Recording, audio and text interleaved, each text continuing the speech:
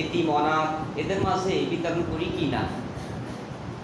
আল্লাহ পাক রব্বুল আলামিন যে সম্পদ আমাদেরকে দেয়, এই সম্পদ থেকে আল্লাহ রাস্তা দেওয়ার জন্য কতগুলি নিয়ম বা প্রথা করে দিয়েছেন, যাতে করে বান্দা তার নিজের গুনাহসমূহ মোচন করে নিতে পারে। সামনে আমাদের জন্য ঠিক তেমন কোরবানি আসতেছে। এখানে আমরা কতটুকু কৃপণতা করব না করব, এটা কিন্তু আল্লাহ পাক রব্বুল আলামিন আমাদের অন্তর খবর পর্যন্ত আগেই জেনে নিয়েছে। আমাদের জন্য আল্লাহ পাক রব্বুল আলামিন বছরে একবার একটা কুরবানি দেওয়ার জন্য আমাদের দায়িত্ব দিয়ে থাকেন, যে বছরে একটা কুরবানি দিতে হবে। কি করতে হবে? আল্লাহ তাআলাকে সন্তুষ্ট করার জন্য, আল্লাহ তাআলাকে খুশি করার জন্য। হযরত ইব্রাহিম আলাইহিস সালাম তার নিজ পুত্র ইসমাঈল আলাইহিস সালামকে কুরবানি দিয়েছিলেন, আল্লাহর হুকুমে কুরবানি দিয়েছিলেন। আল্লাহ পাক রব্বুল আলামিন কুরবানি হওয়ার পূর্বেই কুরবানিকে কবুল করে নিয়ে আল্লাহ পাক রব্বুল আলামিন প্রমাণ করে দিয়েছেন যে ইব্রাহিম আলাইহিস সালাম তার প্রিয় বস্তুটা, তার সবচাইতে আপন বস্তুটা কুরবানি দিয়ে দিয়েছে। তরবারি যখন চালিয়ে দিয়েছে তখন তো অবশ্যই তরবারির ধর্ম হচ্ছে কেটে ফেলা, ঠিক কিনা? কিন্তু কাটে নাই, এটা আল্লাহর হুকুমে, আল্লাহর ইশারায়। তার হাজিরিন, আমাদেরকে আল্লাহ পাক রব্বুল আলামিন যে মাল সম্পদ, যে মাল সামানা দিয়েছে, এই মাল সামানা থেকে আমরা আল্লাহ রাস্তায় ব্যয় করব, দ্বীনের জন্য ব্যয় করব, ইসলামের জন্য ব্যয় করব। এই ব্যয় করাটা আল্লাহ পাক রব্বুল আলামিন দেখবেন যে আসলে কে কতটুকু আন্তরিকতার সহিত ব্যয় করছে। আমার জন্য কুরবানি ওয়াজিব হয়ে গেছে, এরপরেও আমি কুরবানি দিচ্ছি না। আমার জন্য কুরবানি জরুরি হয়ে গেছে, এরপরেও আমি কুরবানি দিচ্ছি না। অথবা আমি কুরবানি দিচ্ছি, সেটা কিভাবে দিচ্ছি? যে সংসারে যখন অনেকগুলো ছেলে মেয়ে আছে, পরিবার পরিজন আছে, বাড়ির পাশে সকলেই আমরা যখন কুরবানি দিবে তারা গোশত খাবে, আর আমার বাড়িতে যদি গোশত না থাকে তাহলে আমার স্বল্প কান্নাকাটি করবে, বা অন্যের বাড়িতে তাকিয়ে থাকবে, বা অন্যের দিকে একটু তাকাবে, নিজেকে খারাপ লাগবে। অথবা আর যা কিছু হোক না কেন, একটা কুরবানি দেওয়ার ব্যবস্থা করতেই হয়। বিবি চাপ সৃষ্টি করেছে, কুরবানি কেন দিবা না, সকলে দিচ্ছে, তুমি কেন দিবা না?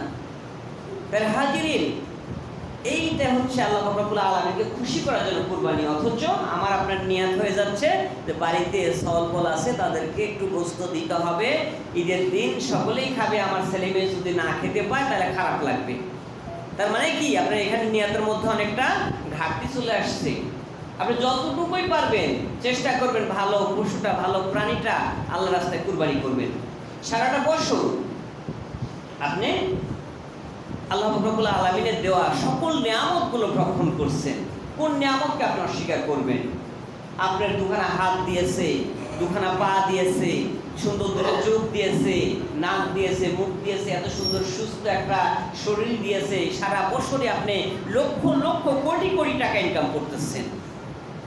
এখন কুরবানির সময় এসে দেখা গেছে যে সর্বোপরি দেখা যায় সবচেয়ে কমা যে প্রাণীটা, যেটা সমাজে চলে না, অত্যন্ত দুর্বল যে প্রাণীটা, সেই প্রাণীটা আমরা কেনার জন্য সকলে কি নির্ধারণ করে রাখি।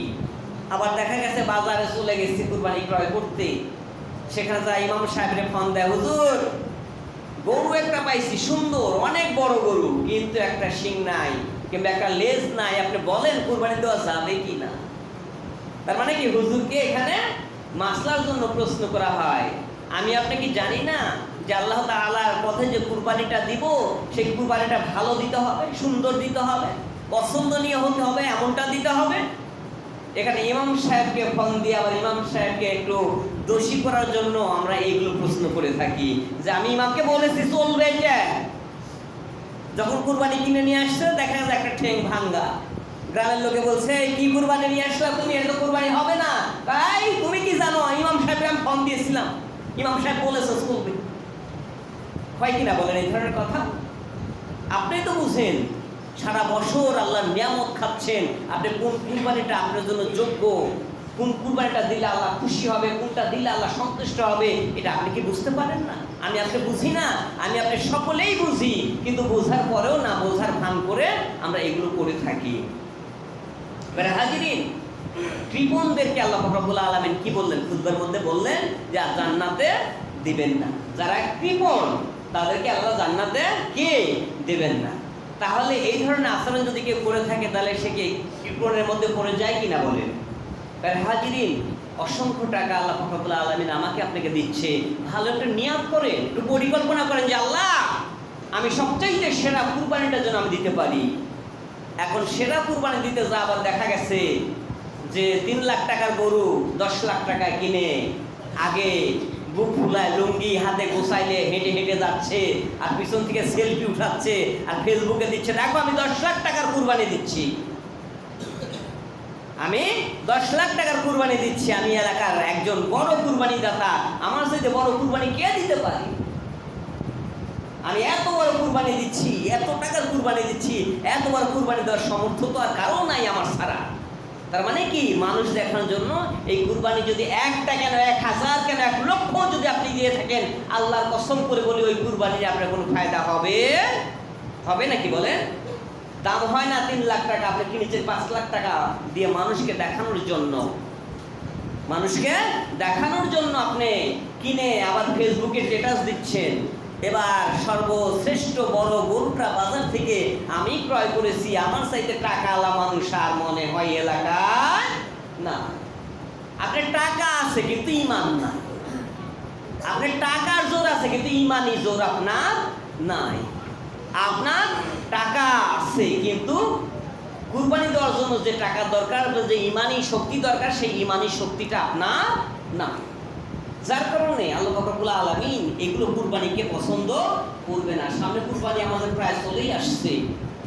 তার হাজিরিন, লক্ষণীয় বিষয়, আমরা যখন কুরবানি দিব চেষ্টা করব একক মাত্রায় একখানা প্রাণীকে আমরা কুরবানি দেওয়ার জন্য।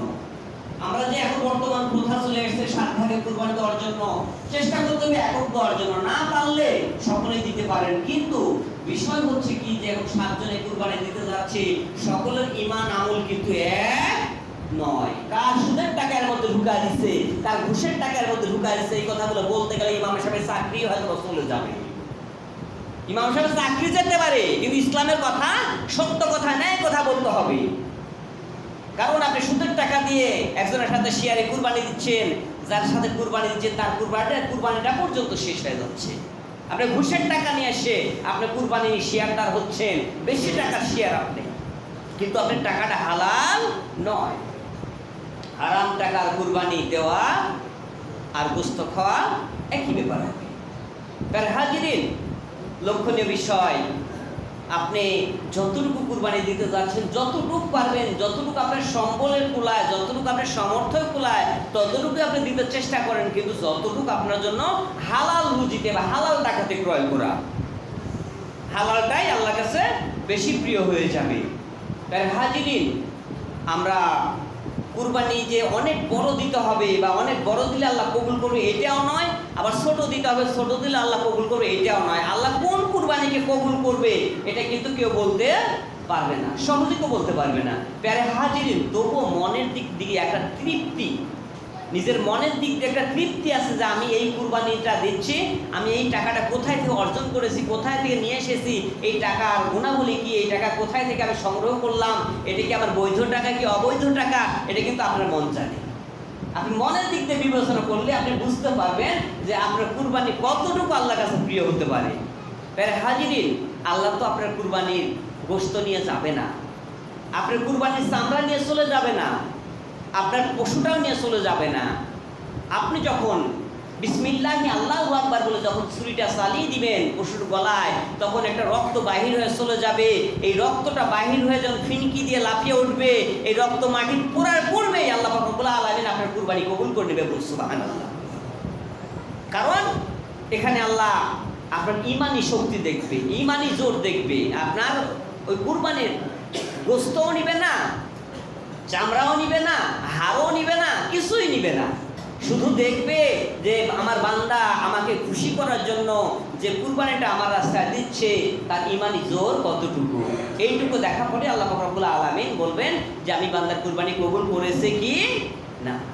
হাজিরিন, বান্দা যখন নেক নিয়াতে সঠিক উদ্দেশ্যে আল্লাহকে খুশি করার জন্য ছোট কিছু একটা কুরবানি দেয়, আল্লাহ পাক রব্বুল আলামিন তাতেই খুশি হয়ে যায়।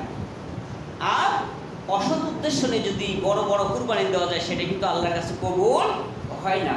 প্যারে হাজিরিন, এদিকে লক্ষণীয় বিষয় হচ্ছে সামনে যেহেতু কুরবানির সময় আসছে, আমরা যে পশুটা কিনবো চেষ্টা করব সতেজ, ভালো দেখে, সুন্দর দেখে। সর্বপ্রথম চেষ্টা করতে হবে আমার বাড়িতে পুষে একটা কুরবানি আমি দিতে পারি কিনা। নিজের বাড়িতে বসে যদি কোনো কুরবানি দেওয়া যায়, সেই কুরবানিটা অত্যন্ত উত্তম হয়। তার কারণ হচ্ছে তার প্রতি আপনার ভালোবাসা আছে, তার প্রতি আপনার মহাব্বত আছে। যে পশুটা আপনি বাড়িতে লালন পালন করেছেন, যে গরুটা লালন পালন করেছেন, সেই পশুর উপর যে দয়া আছে, বাজার থেকে কিনে নিয়ে এসে তার প্রতি কি সেই দয়া আপনার হবে বলেন? কখনো হয় নাকি? কখনোই হবে না। অনেক জায়গায় দেখা গেছে কুরবানির পশু ভাগ দিয়েছে, শেয়ার দিয়েছে, কিন্তু সে জানেই না কোন গরু তার জন্য কেনা হয়েছে।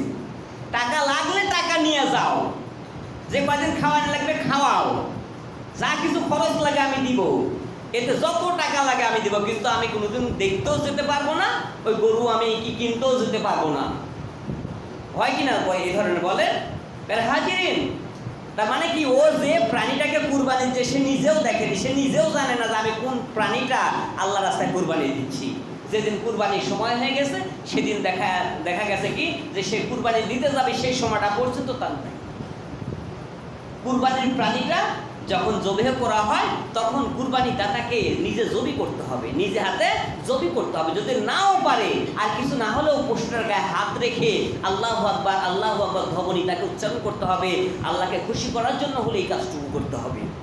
আর কিছু না হলেও ওই পশুটা একটু গাওটা লেড়ে দিলেন, একটু মাথা একটু হাত বুলিয়ে দিলেন, শিংগুলো আছে একটু সুন্দর করে তেল দিয়ে দিলেন, একটু তার প্রতি দয়া দেখালেন, একটু মহাব্বত দেখালেন। আল্লাহ পাক রব্বুল আলামিন এই ঈমানি জজবাটুকু আপনার কাছ থেকে গ্রহণ করবে। আপনার টাকা পয়সা অর্থ করি কিছুই কিন্তু আল্লাহ গ্রহণ করবে না। হাজিরিন, আমরা যেহেতু সামনের সময় আগে আসছে, যে এটুকুই আমরা কুরবানি দিব, আমরা সন্তুষ্ট চিত্তে আল্লাহকে রাজি খুশি করার জন্য, আল্লাহকে সন্তুষ্ট করার জন্য দিব। আল্লাহ